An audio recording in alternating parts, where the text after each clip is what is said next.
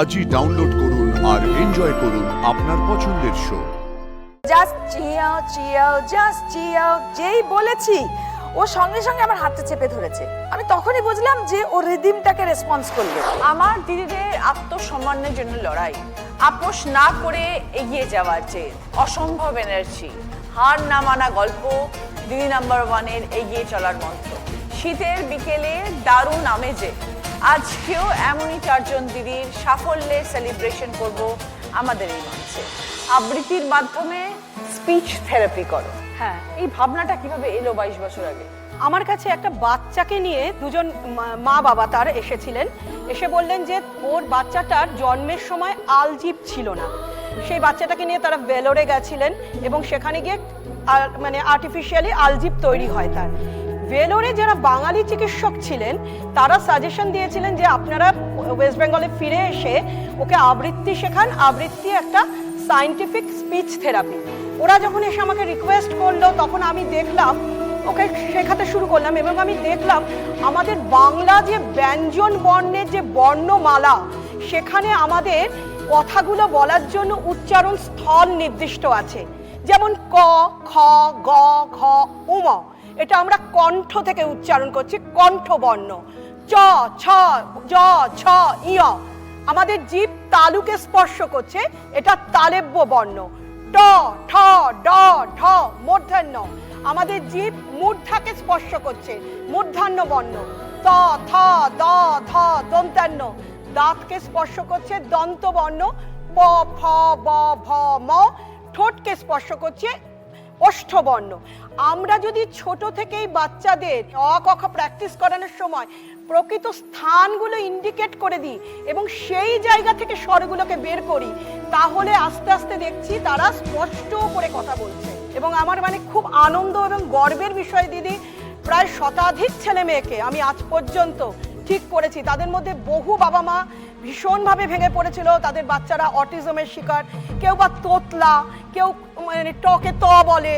সেটা আপনার কি মনে হয় কি কারণ? সবার তো নিশ্চয়ই অটিজম নেই বা সবার তো ওই স্ট্যামারিং ব্যাপারটা হয়েছে কি, আমরা তো এখন খুব একা একা থাকি।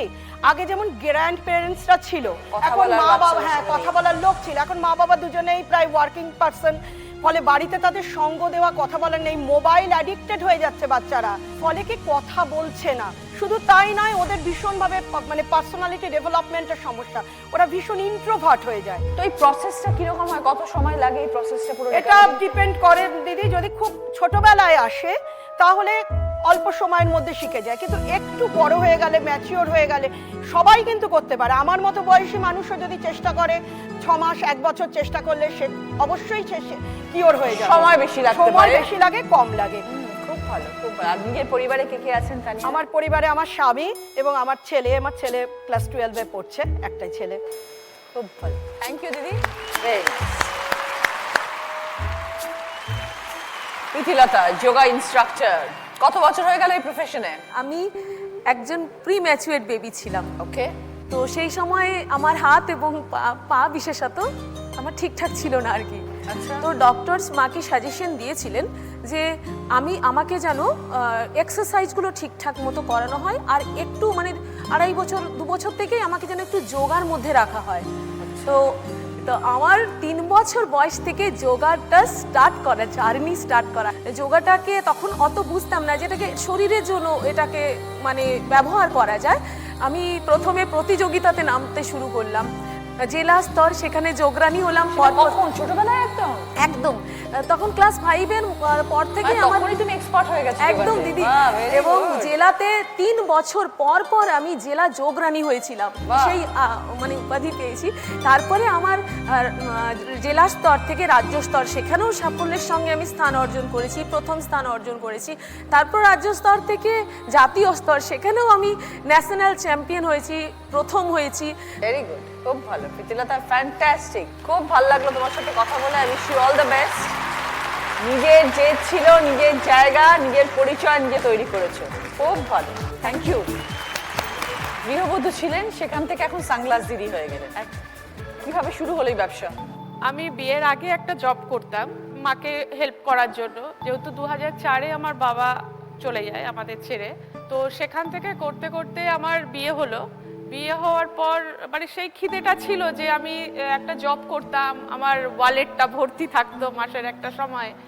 তো তারপরে আমার 1 বছরের পরে আমার বেবি হলো, তখন আমি তাকে নিয়েই ব্যস্ত হয়ে পড়লাম। এই করতে করতে ও যখন স্কুলে ভর্তি হলো, এবার স্কুলে যাওয়া শুরু করলাম ছেলের স্কুলে, তখন দেখলাম যে বিভিন্ন পরীক্ষাগুলো যখন হতো, অনেক মায়েরা তারা বিভিন্ন ধরনের জিনিস এনে সেই বন্ধুদের আমাদের কাছেই তারা বিক্রি করতো। তো সেটা দেখেও আমার একটা আইডিয়া হলো যে তাহলে আমিও এরকম করতে পারি।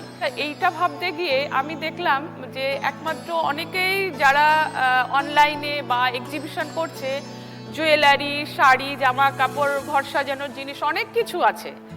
তো তার মধ্যে আমি দেখলাম একটা ইউনিক আমার লাগলো সানগ্লাস, যেটা খুব অল্প পয়সায় এবং আমি 2টো ব্যাগ যদি নিই ভরে আমি সানগ্লাস নিয়ে যেতে পারবো, একা আমি পৌঁছাতে পারবো। তো তারপরে তুমি তো জানতে না কোত্থেকে এগুলো সব কালেকশন করলে?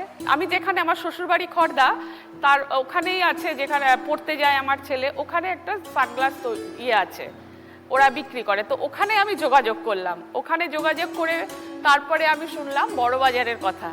তারপরে একদিনকে বেরিয়ে পড়লাম একাই আমি বড়বাজারে গেলাম, 4-5টা দোকান ঘুরে তারপরে একটা দোকানে আমার মনে হলো যে এইগুলো ঠিক আছে।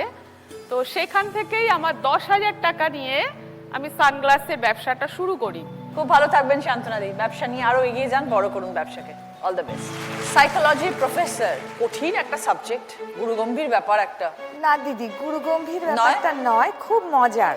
আচ্ছা, মানে আমি আগে প্রথম জীবনের একটা ধাপ বলি, যেখান থেকে অধ্যাপিকা হওয়া। মানে আমি আসানসোল চিত্তরঞ্জন, ওখানে আমার জন্ম। আমার মাই আমার ইন্সপিরেশন সবচেয়ে বড়। মা যেটা বলতেন যে তুমি সব করবে কিন্তু সবার মধ্যে থেকে আলাদা হয়ে থাকবে, এবং সেই সূত্র ধরে দিদি আমার 2টো পার্ট জীবনের, একটা আমার প্রেম, একটা আমার ভালোবাসা। প্রেম আমার গান, আর ভালোবাসা হচ্ছে আমার পড়াশুনো। এই সকালবেলায় টিউশন করা, দুপুরবেলায় আমার ইউনিভার্সিটি, সন্ধেবেলায় আমার গান শেখানো, এই 3টে পার্টে আমার জীবন বিভক্ত ছিল। রাত্রিবেলায় ফিরে রান্না করে আবার সকালবেলায় ওঠা। তো সেই করতে করতে আমার একজন রিলেটিভ হসপিটালে ভর্তি ছিল, বাচ্চাটি অসুস্থ, খুবই অসুস্থ, মানে ক্যান্সার পেশেন্ট। বলছে মামনি আমি না আর বাঁচবো না, জানো তো, সবাই বলা বলি করছে। আমি বললাম শোনো বাবা, জীবনটা খুব সুন্দর। ও এই কথাটার মানে বোঝেনি, কিন্তু কি বুঝেছে, আমি বললাম বাবা চলো জাস্ট চিয়াও। যেই বলেছি ও সঙ্গে সঙ্গে আমার হাতে চেপে ধরেছে। আমি তখনই বুঝলাম যে ও রিদিমটাকে রেসপন্স করলো, এবং তখন আমি ওকে হাতটা চেপে ধরে বললাম বাবা কখনো তুমি যাবে না কোথাও, তুমি আমাদের মধ্যে থাকবে। এরপরে ও হসপিটাল থেকে আসার পরে ওর সঙ্গে আমার সেশন শুরু হলো। মিউজিক থেরাপিতে একটা সেশন থাকে, সেই সেশনটা ওর দেওয়া হলো, ও শেষ হলো। ও এখন একটা এস্টাবলিশড একটা পার্সন, ও ক্যান্সারকে জয় করেছে। ক্যান্সার জয়ের বা যে কোনো রোগের জয় করার একটাই উপশম, যদি মনকে মানাতে পারো। যেমন আমি যোগ দিয়ে ভাবনা বাড়াতে জানি, ভাবনার মানে খুঁজে পেতে জানি না। খুব ভালো সুস্মিতা দি, থ্যাংক ইউ সো মাচ। খুব ভালো। আজকে আমাদের এই পর্ব অনেক কিছু শেখারও কিন্তু অ্যাকচুয়ালি।